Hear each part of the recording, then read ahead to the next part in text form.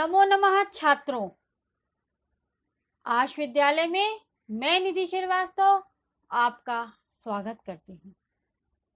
छात्रों, कक्षा 9th संस्कृत में आज हम द्वितीय पाठ का तृतीय भाग का अध्ययन करेंगे। छात्रों, पूर्व कक्षा में इस पाठ का मैं अध्ययन थोड़ा सा करा चुकी हूँ। उसी के बारे में आपको जानकारी दे दूं कि यह पाठ डॉक्टर पद्म शास्त्री द्वारा रचित विश्व कथा शतकम नामक पाठ से लिया गया, कथा संग्रह से लिया गया है और इसमें विभिन्न देशों की 100 लोक कथाओं का संग्रह है और यह वर्मा देश की एक सर्वश्रेष्ठ कथा है जिसमें से लालच और उसके दुष्परिणाम के साथ साथ अगर लालच को हम त्याग देते हैं तो उसके अच्छे परिणाम क्या होते हैं उसके बारे में भी एक सोने के पंखे वाले कौओं के माध्यम से यह बात बताई जा रही है। ठीक है छात्रों, और यहाँ पर बताया भी गया कहानी में कि एक ग्रामीण महिला है जो कि बहुत बूढ़ी है और उसकी एक पुत्री है जो कि बहुत ही नम्र स्वभाव की है और वो एक दिन उसकी माता उसको थाली में चावल फैलाकर बोलती है धूप में रखाओ और पक्षियों से उसकी रक्षा करना। छात्रों, तो वो छात्रों जाती है और धूप में रखती है और एक कौवा आता है जो कि भूखा रहता है, शायद सोने के पंखों वाला रहता है, विचित्र रहता है छात्रों।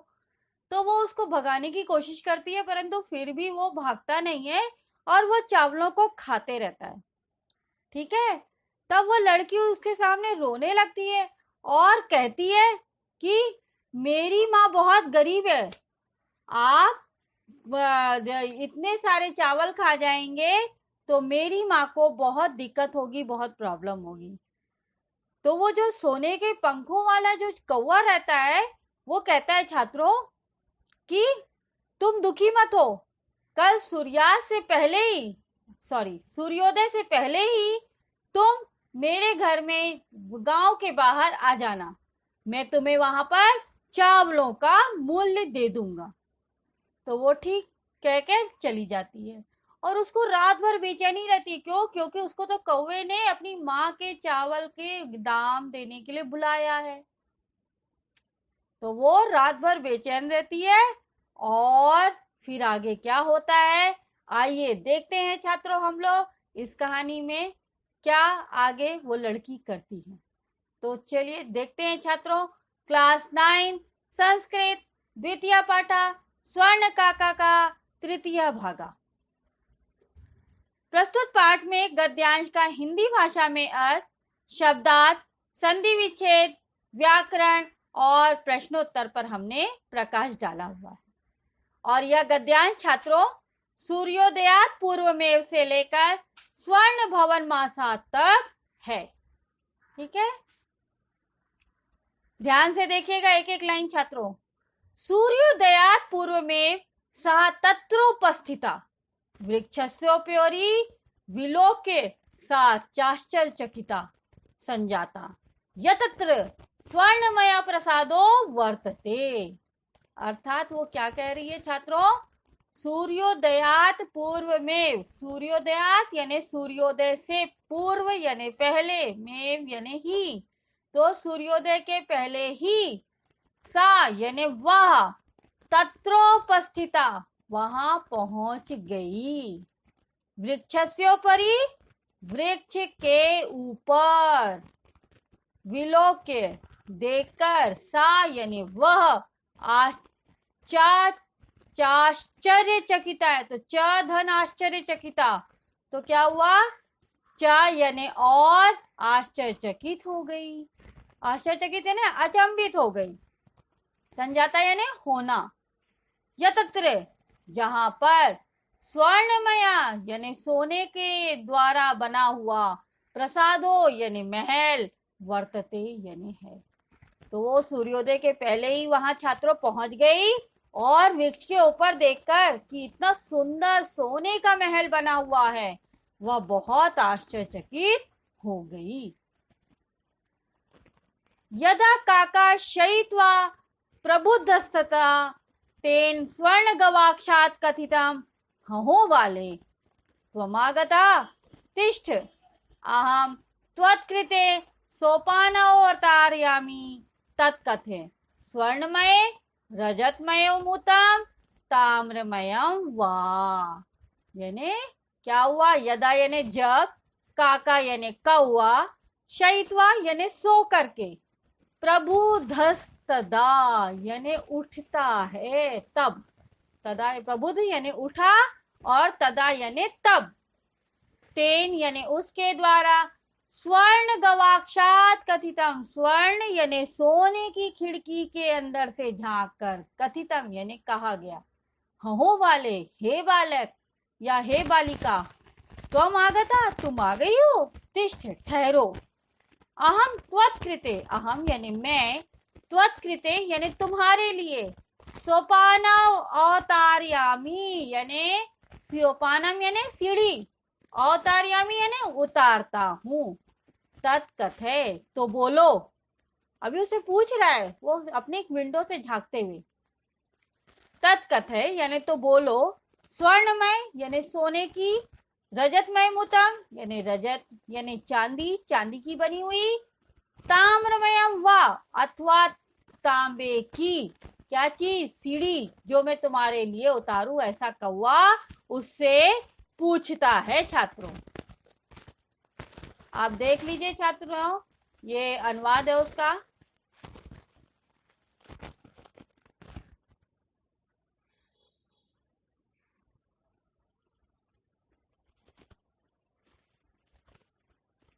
कन्या प्रावोचात अहम निर्धन मातुर दुहिता अस्मि।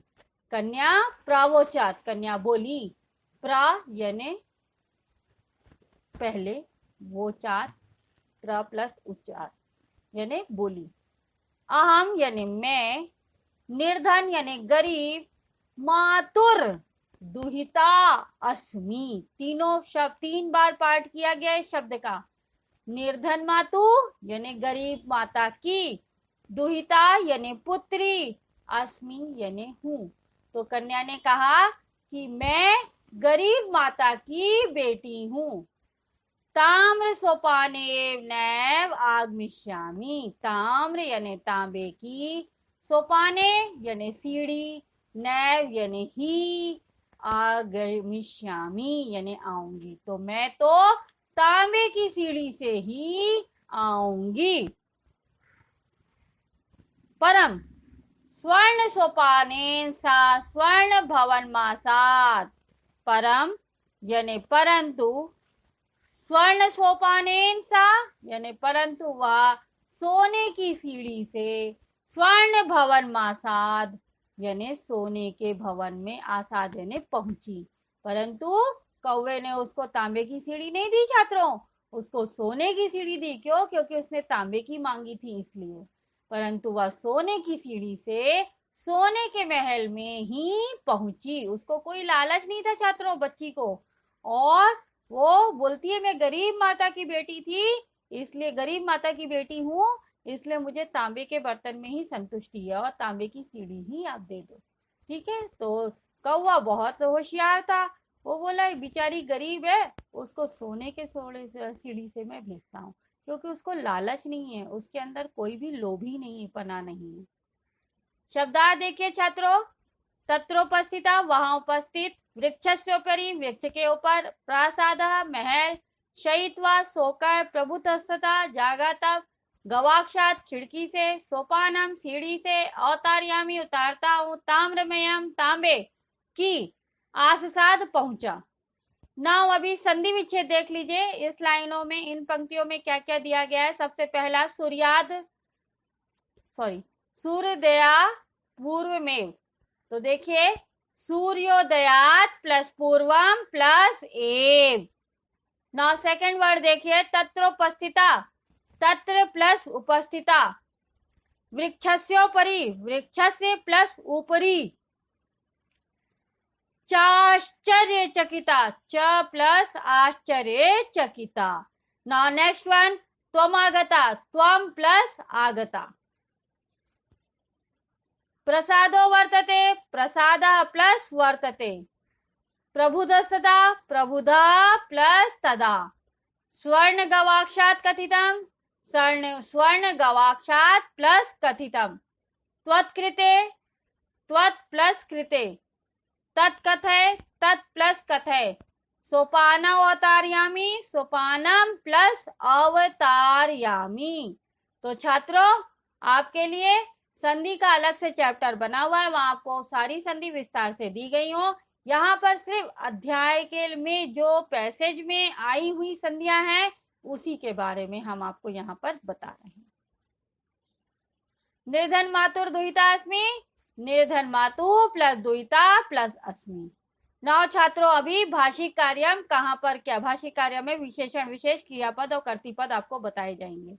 तो देखिए, सूर्योदयात पूर्व में, यहाँ संधि में नहीं पढ़ रही हूं क्योंकि आपको संधि मैंने पहले ही बता दी।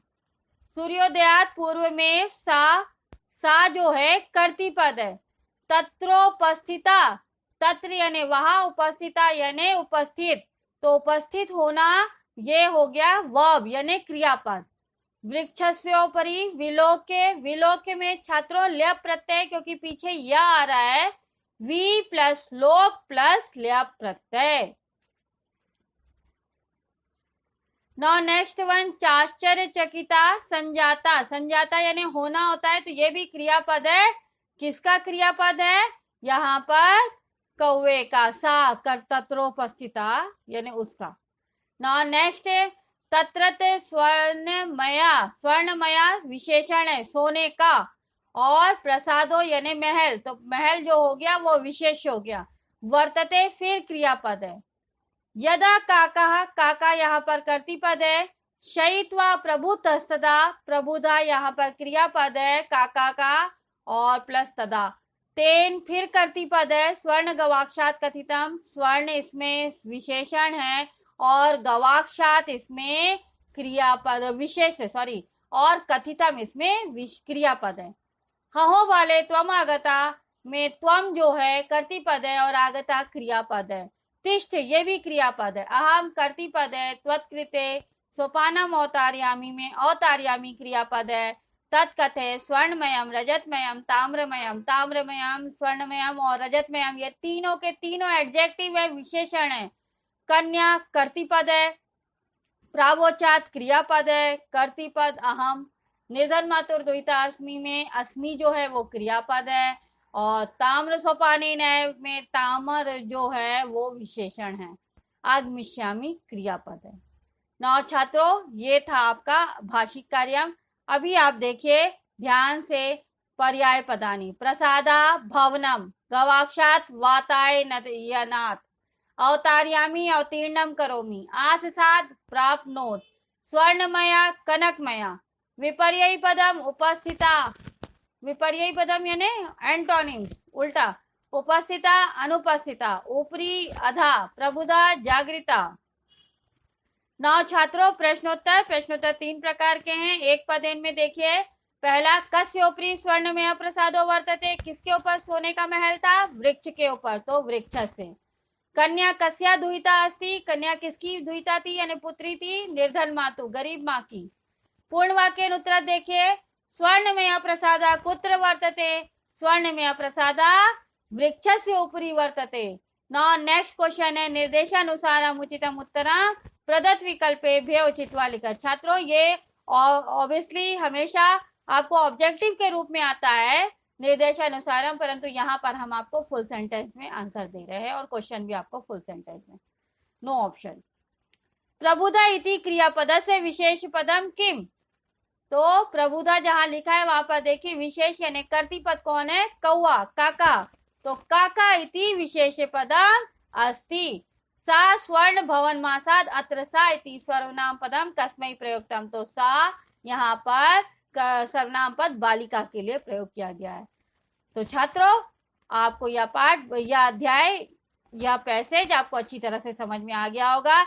इस पैसेज में आपने जाना कि लड़की जो है वो सूर्योदय से पहले ही वहां पहुंच जाती है, और कौवा जब सोकर उठता है तो उससे पूछता है कि आपको कौन सी सोने की सीढ़ी चाहिए, रजत की या चांदी की, तो लड़की बोलती है मैं गरीब माँ की बेटी हूँ और मुझे तांबे की ही सीढ़ी चाहिए। तो छात्रों, अगर आपको इसमें कोई भी डाउट है तो आप आश विद्यालय के ऐप्स को लाइक करके डाउट आप अपना पूछ सकते हैं। मैं आपका डाउट जल्द से जल्द क्लियर करूंगी। तब तक के लिए धन्यवाद। नमो नमः छात्रों।